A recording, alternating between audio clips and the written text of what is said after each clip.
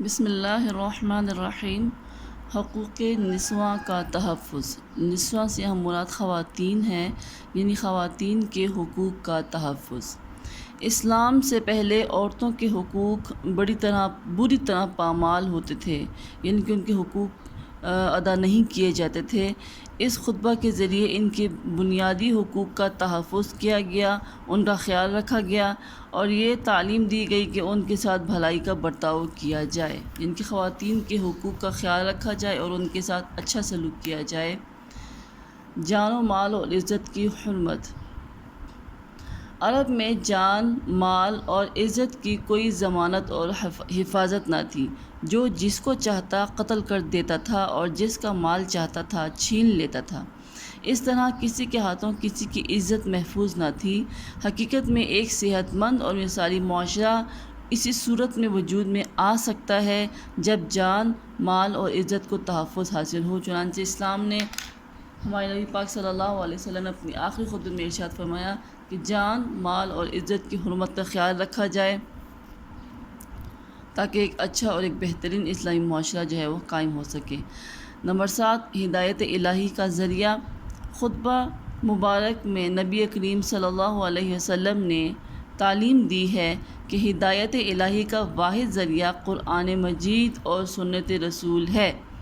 نبی پاک صلی اللہ علیہ وسلم نے اپنے خطبے میں فرمایا کہ میں تمہارے بیچ دو چیزیں چھوڑے جا رہا ہوں، ایک اللہ تعالیٰ کا کلام قرآن پاک اور دوسرا میری سنت۔ اس کو تھامے رکھو تاکہ تم دنیا اور آخرت میں کامیابی پاؤ۔ ان دونوں کی تعلیمات پر عمل کر کے پوری امت باعزت اور کامیاب زندگی گزار سکتی ہے۔ خطبہ حجۃ الوداع کی اہمیت اور فضیلت بھی آج بھی تسلیم شدہ ہے۔ یہ خطبہ تعلیمات اسلام کا خلاصہ ہے، یعنی کہ تعلیمات اسلام کا خلاصہ ہے۔ اس کا بغور مطالعہ کرنے کے بعد معلوم ہوتا ہے کہ یہ عالمگیر اور آفاقی حیثیت پر مشتمل ہے۔ اس کا مرکزی نقطہ انسان کی عزت، مقام اور مرتبہ کی حفاظت ہے۔ اس میں جو مین پوائنٹ ہے وہ یہ ہے کہ انسان کی عزت کا، اس کے مقام کا، اس کے مرتبے کا خیال رکھا جائے اور یہ جو ذات پات کی تقسیم ہے اس کو ختم کر دیا جائے، مساوات کی بنیاد پر تمام مسلمانوں کو فوقیت دی جائے، تقویٰ کی بنیاد پر تمام مسلمانوں کو فوقیت دی جائے۔ اس میں ہر ظالم نظام کو مسترد کر دیا گیا ہے۔ اس خطبہ مبارک کی اہمیت کا اندازہ اس سے بھی کیا جا سکتا ہے کہ اقوام متحدہ نے اپنے انسانی حقوق کی شقوں میں خطبہ مبارک کی کئی شقیں شامل کی ہیں، یعنی جتنے بھی شقیں ہم نے پڑھی ہیں ان میں سے بہت سی شقیں جو ہیں اقوام متحدہ نے انسانی حقوق کی تحفظ کے لیے یہ شقیں شامل کی ہوئی ہیں۔ ہر فرد پر لازم ہے کہ وہ اس خطبے سے روشنی اور رہنمائی حاصل کرے۔ ہمیں بھی چاہیے کہ ہم اس خطبہ مبارک سے روشنی اور رہنمائی حاصل کریں تاکہ ایک اچھے مسلمان بن سکیں۔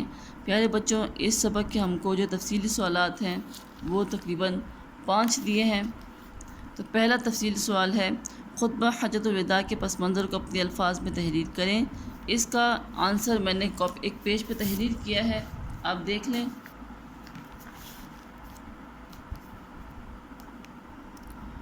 فتح مکہ کے بعد آپ نے خانہ کعبہ کو تمام بتوں سے پاک کر دیا، لیکن ابھی تک آپ صلی اللہ علیہ وسلم نے حج ادا نہیں کیا تھا۔ اسی اثنا میں سورۃ النصر نازل ہوئی جس میں فرمایا گیا کہ اب لوگ گروہ در گروہ اسلام میں داخل ہو رہے ہیں، بس اپنے رب کی تسبیح کرو اور اللہ تعالیٰ سے مغفرت چاہو۔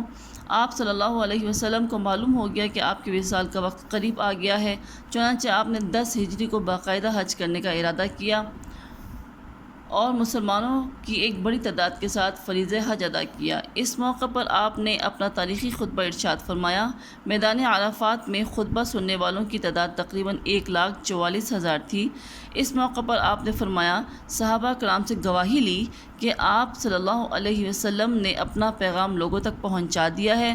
صحابہ کرام نے آپ صلی اللہ علیہ وسلم کی تائید کی۔ اس کے چند ماہ بعد آپ صلی اللہ علیہ وسلم کا وصال ہو گیا۔